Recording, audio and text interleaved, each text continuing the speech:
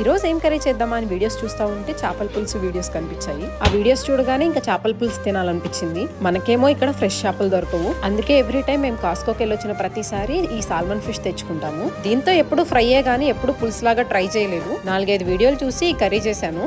నాకైతే ఇండియాలో తిన్న చేపల పులుసు లాగే అనిపించింది ఫ్లేవర్ అయితే. ఫస్ట్ టైం ఇలా ట్రై చేశాను, బాగా అనిపించింది, అందుకే ఈ వీడియోని షేర్ చేస్తున్నాను. ఇలాగా ప్రయోగం చేసిన వంటలు ఏమన్నా ఉంటే నేను ఫస్ట్ తిన్నాక బాగా అనిపిస్తేనే పోస్ట్ చేస్తాను. మీలో ఎవరైనా ట్రై చేయాలి అనుకుంటే డెఫినెట్లీ ట్రై చేయండి. ఎలా అనిపించిందో నాకు కమెంట్ చేయండి. ఇంకా రెసిపీలోకి వెళ్ళిపోతే ఆనియన్స్, చిల్లీస్ బాగా ఫ్రై అయిన తర్వాత అల్లం వెల్లుల్లి పేస్ట్ వేసుకున్నాను. అవి కూడా బాగా ఫ్రై అయిపోయిన తర్వాత టమాటో ప్యూరీ చేసి దానిలో బాగా వేయించుతున్నాను.